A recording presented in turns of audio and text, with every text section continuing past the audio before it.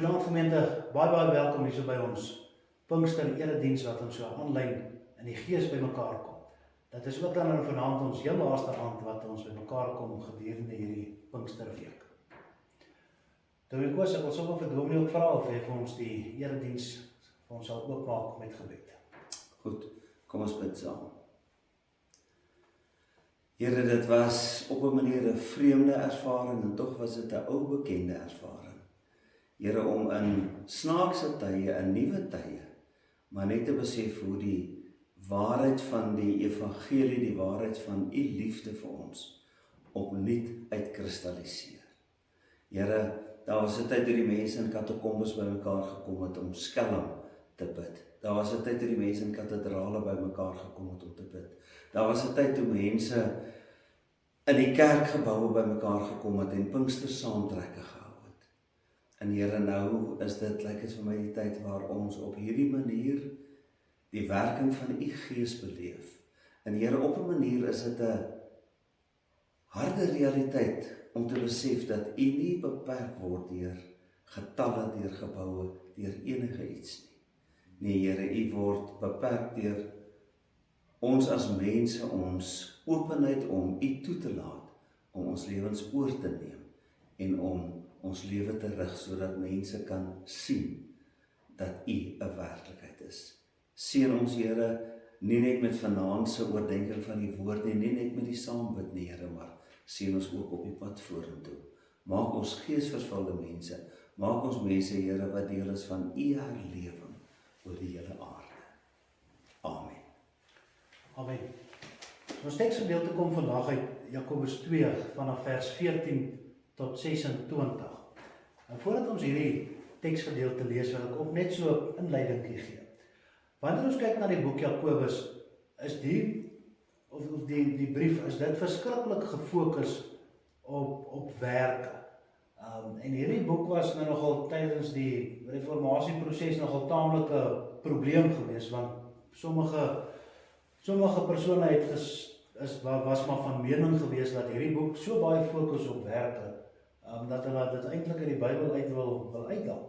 Ja, en ons is tog so bly dat die Here ingegryp het en hierdie boek is nog steeds vandag, of hierdie brief is nog steeds tot ons beskikking. Pieter, meester is ou oomie H.J.C. Pieter, hy het boeke geskryf en hy het 'n keer vir my gesê, maar Paulus was so ernstig en Jakobus wys vir ons al die sondes van die kerk in Jerusalem uit. Ek dink dit is belangrik as 'n mens een kant van 'n muntstuk vat sonder die ander, dan is dit 'n vals muntstuk. Ja. So, dis belangrik dat ons hierdie gedeelte ook saam lees. Ja, en ek dink ook die hele brief Jakobus wys vir ons eintlik dat, weet jy, ons het verantwoordelikheid. Ons kan nie net sê, weet jy wat, die Here het my gered en nou lewe ons soos wat ons wil nie.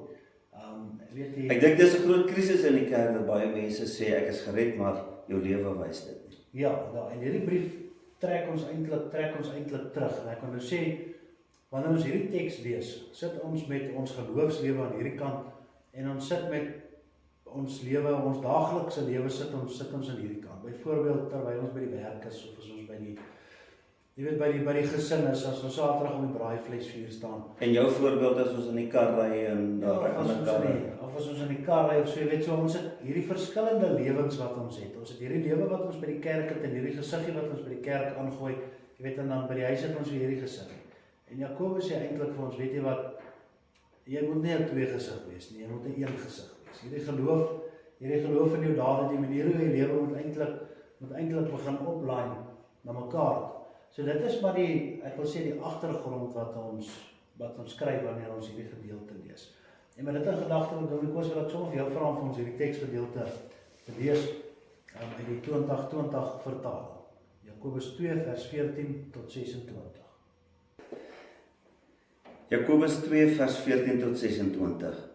Wat baat dit my broers, as iemand sê dat hy geloof het, maar hy het nie die dade nie. Die geloof kan hom tog nie verlos nie. As 'n broer of suster sonder klere en daaglikse kos is, en een van julle sê vir hulle, gaan in vrede, word warm en versadig, maar julle gee nie vir hulle wat die liggaam nodig het nie, wat help dit? So is geloof alleen, as dit nie op dade uitloop nie, dood. Maar as iemand sê, jy het geloof en ek het die dade, Wys dan vir my jou geloof sonder dade, en ek sal jou uit my dade my geloof wys. Glo jy dat God een is? Goed so, ook die demone glo dit in hulle bewe. Wil jy weet, o nietige mens, dat geloof sonder dade nutteloos is? Is Abraham ons vader nie op grond van sy dade regverdig verklaar, omdat hy sy seun Isak op die altaar geplaas het nie? Kan jy sien dat die geloof meegewerk het met die dade, en dat vanuit die dade die geloof volkome geword het? En die skrif is vervul wat sê, Abraham het geglo, en God het sy geloof vir hom as regverdiging gereken, en hy is 'n vriend van God genoem. Julle sien dus dat 'n mens op grond van sy dade regverdig verklaar word, en nie deur geloof alleen nie. Is Rahab die prostituut nie ook op grond van haar dade regverdig verklaar, toe sy die boodskappers gasvry ontvang het, en met 'n ander pad weggestuur het nie? Want net soos die liggaam sonder asem dood is, so is die geloof sonder dade dood. Dorikos, ek dink dit is nou nogal 'n verskriklike moeilike teks, wat ons eintlik mee sit hierso. Jy sien, want die ding is, ons kan hierdie teks so maklik verkeerd verstaan, en ons kan hom so maklik lees in die lig van, as ons reg lewe, deur ons dade word ons gered. Maar is dit wat daar geskrywe staan? As ek hierdie gedeelte lees, dan moet ek keer dat ek nie verkeerd lees nie, want is presies wat jy sê, 'n mens kan so maklik verkeerd lees, maar dan sê hy woorde soos, nie deur geloof alleen nie. Ek dink Jakobus het baie fyn hier geskryf. Jy moet mooi lees, dan sien jy, nee, hy stel nie die twee teenoor mekaar nie, hy stel hulle saam met mekaar, of liewers bo op mekaar. Ja. Jy weet, jy kan nie die een sonder die ander ene hê nie. Ja, dit is nie 'n of nie, dit moet saam wees. Absoluut. So, as die vraag opkom by mens, word mens gered deur jou dade? Nee. Jy word nie gered as gevolg van jou goeie dade nie. Daai redding en geloof moet altyd saamkom. Nou ek hierdie stukkie lekker verstaan, is dat iemand het eendag vir my 'n boodskap gestuur. En die boodskap gaan toe oor 'n persoon wat nooit Bybel lees nie. Hy gaan nooit kerk toe nie. Hy stel nie belang om die evangelie te hoor nie. Hy wil eintlik niks met die Christendom uit te waai hê. En die storie loop dan so is dat as daai persoon jou vriend is jy dalk die enigste Bybel wat daai persoon ooit in sy lewe sal kan lees, sonder dat hy eers weet hy is besig om die Bybel te lees. Pieter, ekskuus, baie keer praat ek met die katekisant en dan dink ek in terme van hulle vriende by die skool. Baie van hulle kom nooit in 'n kerk nie. Ek het geen manier hoe ek met hulle kan kontak maak nie. Maar jy as kind, presies wat jy nou gesê het, is dalk die enigste Bybel wat hy kan lees. Ja, ek dink dit is wat ons aan ag moet neem wanneer ons Jakobus se brief lees, is dat ek en jy is die Bybel in lewende lywe. Ek en jy is die evangelie in lewende lywe vir die persone wat nooit kerk toe gaan nie, wat nooit die Bybel oopmaak nie, wat nooit wil bid. Ons is die Bybel vir daai mense. Ek wil saamstem met jou en sê, maar ook vir die mense wat kerk toe gaan, ook vir die mense wat Bybel lees, is ons daar vir mekaar. Ek sukkel met iets in my lewe. En nou kyk ek na jou en ek het jou geken van kleintyd af en ek het gesien hoe jou lewe verander en dit inspireer my, maar as die Here vir Pieter kan help daarmee, gaan hy vir my ook help. Ja, as 'n bemoediger. Jy weet, presies as bemoediger. Deur die wyse hoe ons lewe bemoedig ons mekaar ook. En dit bring ons terug tot wat ons gesê het aan die heel begin, dat die manier hoe ons lewe en ons geloof is veronderstel om op te lyn met mekaar. Ons is nie veronderstel om twee gesigte te hê of twee persoonlikhede of twee mense te wees nie. Ons moet een wees, want ons is op een met die Here. Weet jy, en ek dink dit maak die lewe baie maklik, want as ek nou 2, 3 of 4 gesig is, dan moet ek nou ook by Pieter moet ek nou so wees. Ja, Pieter is gemaklik as hy is. Daai mense is dit maak dit vreeslik moeilik, want ek weet nie wie ek wanneer is nie. Terwyl as ek 'n kind van die Here is, dan is ek soos wat God my gemaak het. Kyk, baie keer is daar mense wat persoonlikheidsprobleme het, ek klik nie lekker met hulle, maar dis hoe God hulle gemaak het. God het my op 'n manier gemaak. En as ek is, en ek is ek in die Here se teenwoordigheid en jou teenwoordigheid, dan maak dit maklik. Dr. Etienne Kok het op 'n manier gesê iets wat vir my baie mooi is. Meer mense hou van jou, van wie jy is, as wat jy is om dinge te doen om te maak dat hulle van jou hou. Dis 'n tongknoper.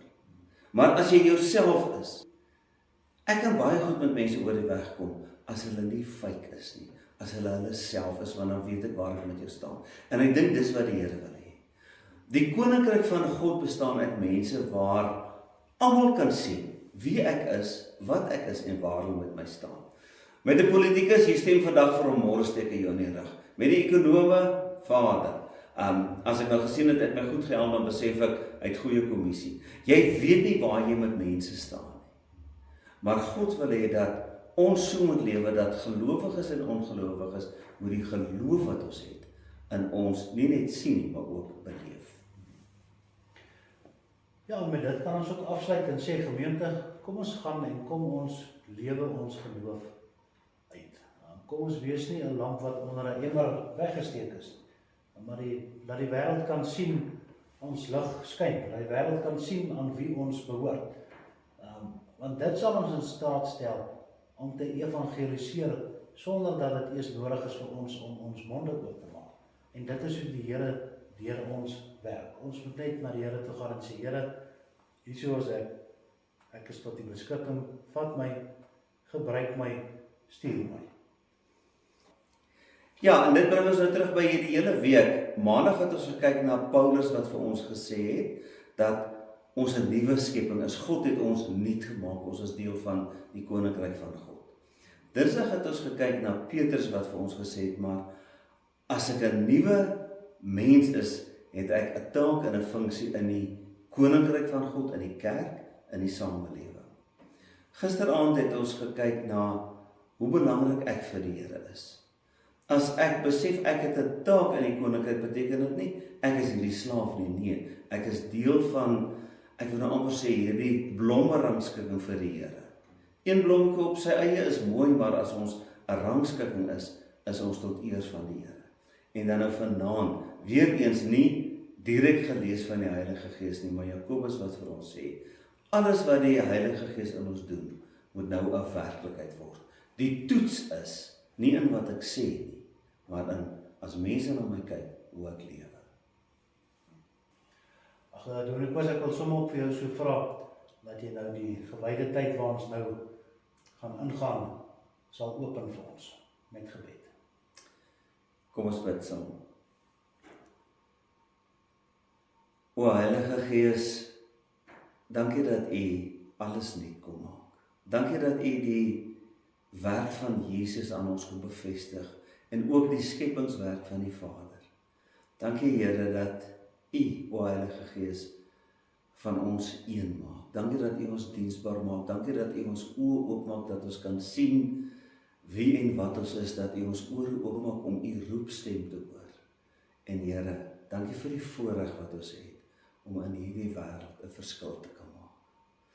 Here, ons is klomp mense hier op aarde. Ons is 'n klomp gelowiges, en baie van ons sukkel. Baie van ons sukkel want omstandighede by die werk, omstandighede by die familie, maak dit dalk moeilik vir ons om ons geloof uit te leef. Dankie dat ons ook nou kan stil raak en bid vir ons medegelowiges. Dat ons kan bid, Here, diegene wat ons ken, diegene wat ons nie ken nie. Dat ons mekaar aan U kan opdra en kan bid, Here, laat U koninkryk deur ons kom, hier op aarde, soos in die hemel. Want aan U behoort die koninkryk, die krag en die heerlikheid, tot in alle ewigheid. Amen. Amen.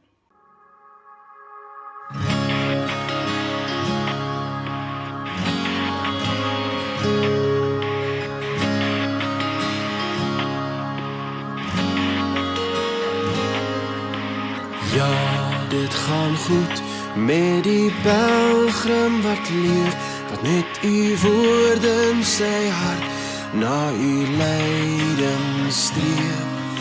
Gee dat ook ek by U voorskrif kan hou, op U raad my lewe bou.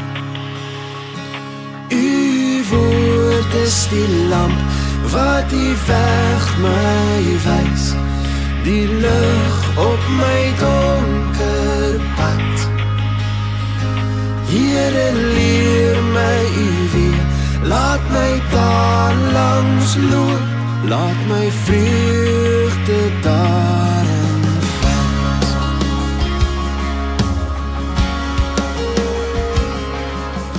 Hoe kan my jong mens sy pad skoon hou, deur te luister na U woord, om daarby te hou. Wat U bepaal het sal ewig staan, U beveel sal nooit vergaan. U woord is die lamp wat die weg my wys, die lig op my donker pad. Here, leer my U weer, laat my daar langs loop, laat my vreugde daarin vind.